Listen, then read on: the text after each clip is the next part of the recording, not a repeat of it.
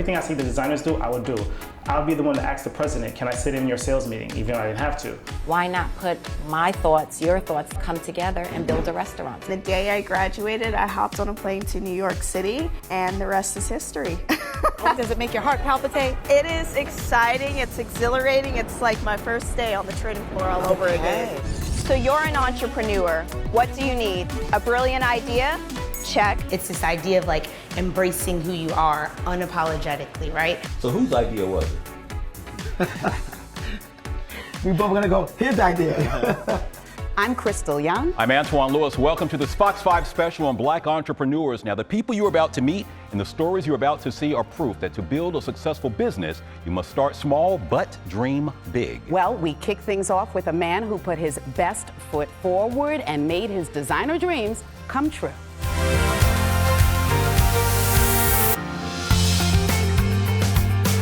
With an entrepreneurial spirit always in his blood, Shawayne Mahoney was creative even when he was a kid. I dressed up a lot as a kid growing up. I wasn't into shoes though. Okay. I was into cartoons, comic books.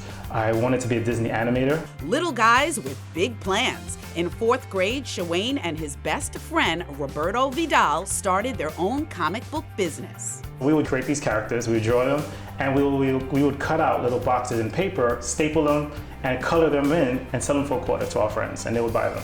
I love it. I love it. Always sharp, Shawayne attended JFK High School in the Bronx, where he developed an even bigger appreciation for style. By college, he'd started sketching, and he was good at it. Sketching led him to making clothes for his friends. Then he began to focus on shoes. Not surprisingly, his job at 9 West was the spark. I started out as a sample manager, and our job was to manage the different showrooms of the company. So I would deliver the shoes to the sales teams, and we had to go to magic shows in Vegas. So we'll take the shoes and we'll make a booth and set it up for the vice president and the president of sales and his sales team. And so I was doing that for about 8 months until I got promoted into product development. Always seeking more, his ambition made him stand out. Everything I see the designers do, I would do. I'll be the one to ask the president, can I sit in your sales meeting, even though I didn't have to. He would say, you want to? Yeah, all right, Shawayne, come in. I would watch them do their thing, and I would sit there watching how they sell to Saks, how they sell to Mass, what the conversation is. And eventually, as the years passed, I said to myself, I think I can do this. He built contacts in Italy, and in 2015, Things to Come was born. So why women's shoes? Simple economics. Women could buy 100 pairs and be fine with it. So if I can get 1 million women to buy 100 pairs, that's better for me. Whereas us guys, we don't really focus on having multiple pairs of shoes. Okay. Gotcha. Yeah. As Things to Come has grown, so has its visibility. Success Magazine took note. Over the years, the collection has expanded, including jewelry, baby shoes, and scarves. There's even a line of pillows. But really, it's all about the shoes. His first love was his first creation.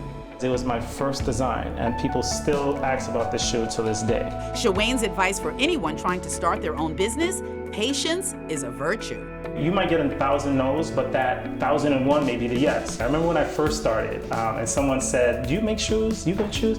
It's funny. I thought a designer like you would be making T-shirts and jeans, and I was like, "Wow. Well, that's how they see us.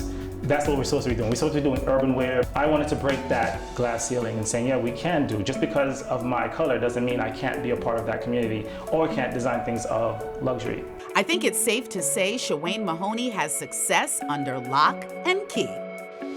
Gotta love the hustle and ambition of Shawayne Mahoney. That is why he's going places. All right, now the couple that works together sticks together. We want you to meet the owners of a new soul food restaurant in Montclair, New Jersey, whose secret to success could be in their passion for food as well as for each other. Okay.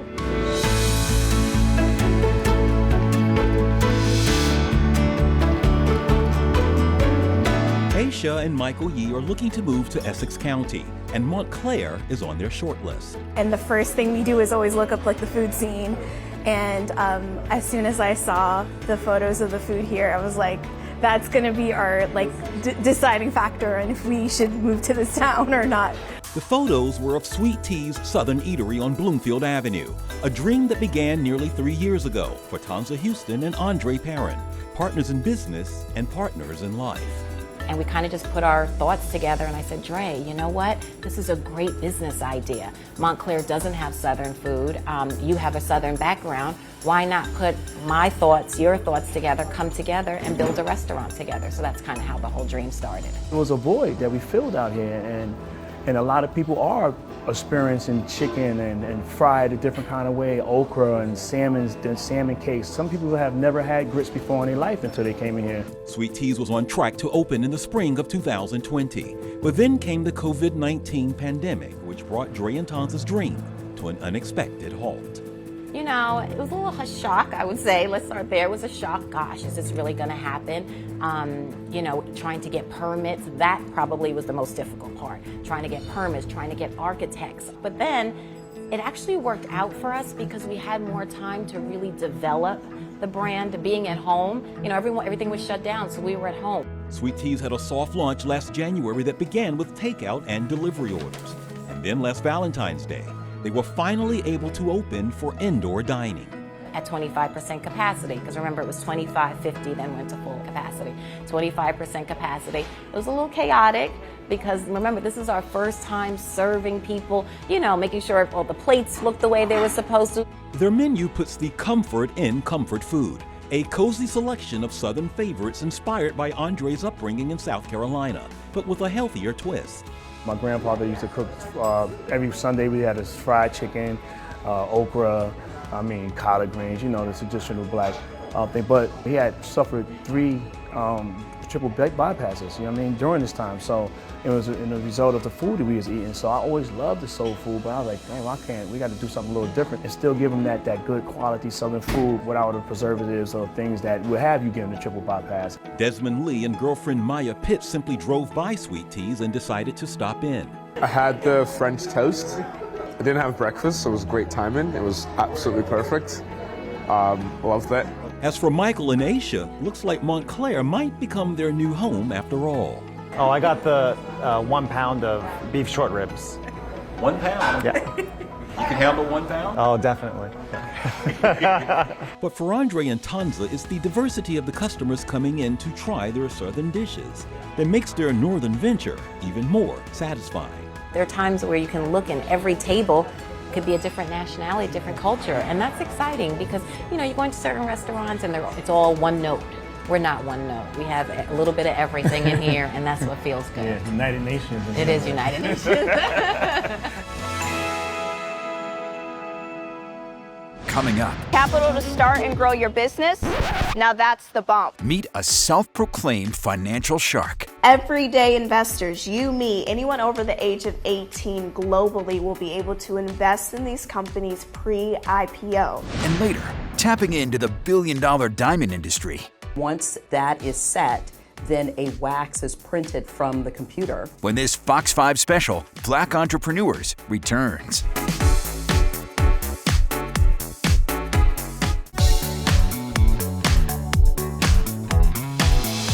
Welcome back. Our next entrepreneur is shaking up Wall Street. That's for sure. She currently holds the title as the youngest and only full-time trader at the New York Stock Exchange. She's even got a show that allows viewers to invest in real time as they watch. The day I graduated, I hopped on a plane to New York City, and the rest is history. You could say Lauren Simmons was always a go-getter. She grew up in Georgia, studied genetics and architectural engineering in college, but after a chance meeting with a top financial executive, she found herself on Wall Street. He said to me, listen, my company won't hire you, but will you be interested in an equity trading job? And I said yes, but didn't even blink an eye. And the next day I was on the trading floor and they offered me the job within 5 minutes of me being there. What? Yeah. 5 minutes? Yes. Richard Rosenblatt of Rosenblatt Securities said to me, this woman came from Georgia, did not study finance, ended up in New York City of all places, and ended up at the New York Stock Exchange. There was an entity larger than him that brought me to the New York Stock Exchange, and who was he to say no to giving me this opportunity. And that is why he said yes to me. But her Wall Street career wasn't exactly handed to her on a platter. Now I have to pass this infamous Series 19 exam, which is an in-house New York Stock Exchange exam that historically has an 80% fail rate. They give you a book about this big. I studied it cover to cover, and right before I took the exam, had men openly taking bets against me on if I was going to pass or fail.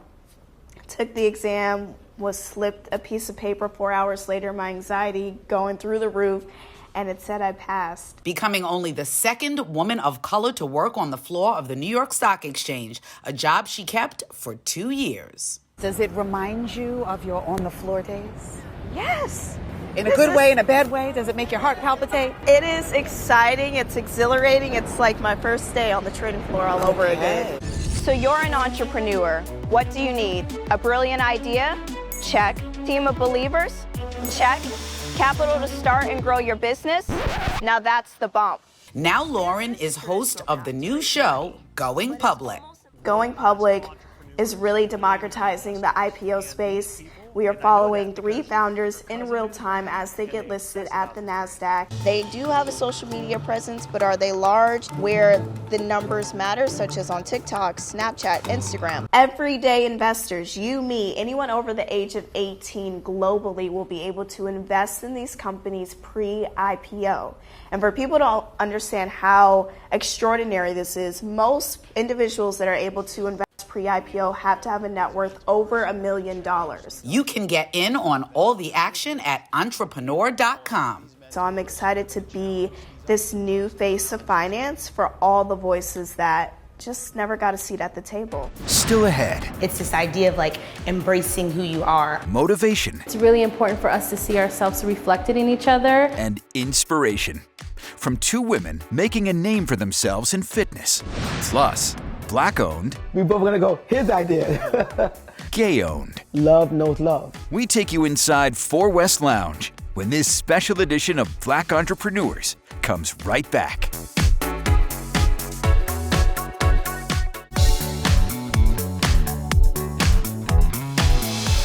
Fox 5 continues celebrating Black-owned businesses all over the tri-state. All over the tri-state, we want you to meet 2 women breaking barriers in the fitness industry despite having to put their dreams on hold. Brooklyn residents looking for a place to get caffeine and wellness can find both at On Decab by BK Yoga Club in Bed-Stuy. A dream come true for co-owners Alicia Ferguson and Paris Alexandra. The idea of just building community and like how that really starts in yoga studios, even before you get on the mat. We have yoga classes throughout the week. We'll have wellness events, backyard events, music events. We're very much rooted in creativity as well. ODBK opened its doors in mid-July, and with its opening, Alexandra and Ferguson joined the ranks of New York City female Black business owners, a torch they are proud to carry. Especially as a Black woman-owned business, it's really important for us to see ourselves reflected in each other, and in a lot of yoga spaces, that's not often the narrative, and so just coming to a space where you're seen, you're heard, represented, and uplifted is really important. But their journey was not without setbacks. The COVID-19 pandemic and subsequent shutdown put their dream on hold, and while walking away may have been considered, it was never an option. First year business for any new entrepreneur is challenging, and then to have that layer on top of it all, and it shook everything up. So everything we thought was foundational, we had to relook at it. And so I think really holding on to our faith, being committed to the vision. In addition to breaking ground in the business world, both are also breaking ground in other areas. In May, Alicia was named one of the top 25 Black beauty executives and innovators by InStyle magazine. And Paris is a fitness model and brand ambassador for Nike. Seeing that athletes can be all various different sizes and have different backgrounds is really important. It's this idea of like embracing who you are unapologetically, right? But for now, their focus is on sharing the benefits of health and wellness and the downward dog with their new neighbors. Well, especially with everything that happened with 2020, for people to come together, connect in community, and find mindful ways to support each other. And specifically having people who reflect the community opening up a business in the community, I think is really important. Now to this, a delicate and daring business move. Well, imagine leaving your job to try something new, something real new and shiny. Meet the woman who did just that. Now she's dealing with diamonds. Cheryl Jones knows a thing or two about following her passion. For years, she held the title of VP of Communications at MTV until she decided to pursue a career in jewelry. And I always loved gemstones. I always had a passion for diamonds. So I decided to take a course at GIA. And there was an introductory course in diamonds, and I fell in love. Most of the people in this industry, especially in the diamond district, are third and fourth generation families. But I really felt like this was a great opportunity to learn and that maybe I had a place in this business. Cheryl is a part of the Black in Jewelry Coalition, and her gorgeous work is loved by a diverse group of people. Singer Andra Day rocked Cheryl's jewelry at the Oscars. Reality stars Sin Santana and Kimbella Vanderhee are also fans. So was the late Cicely Tyson. Bon Appetit's new editor-in-chief, Dawn Davis, just wore Cheryl's sunburst earrings at the Met Gala. Now Cheryl has been tapped as one of just 21 Black jewelry designers whose work is being shown at the Sotheby's exhibition, Brilliant and Black, a Jewelry Renaissance. Does it start with a thought and then a sketch? Sometimes it does, and sometimes it starts with a stone. These started with a sketch and a CAD, which is a 3D image of that look. A design is created, and then once that is set, then a wax is printed from the computer of this exact earring. So it spits out and it looks exactly like this, just in wax form. Wow, okay. And then it's cast, and then you set the stones. In this case, these gems inspired a pair of earrings. A gray, blue sapphire. This is a garnet. This is an aquamarine, and this is a spinel.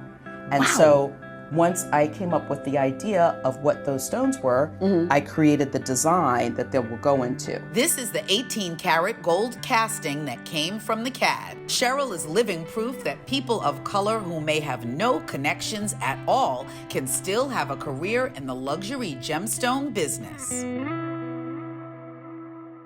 Next. We're just living our lives. We are who we are. You're a human living the life daily.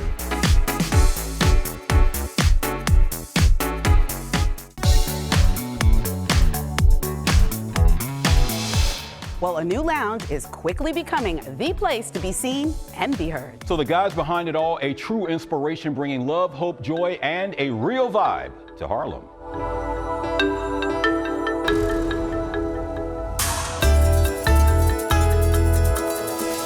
At the corner of West 127th and Frederick Douglass Boulevard in Harlem is 4 West Lounge, the newest addition to New York City's social scene, and the vision of communal gathering from Troy Berry and Brian Clark.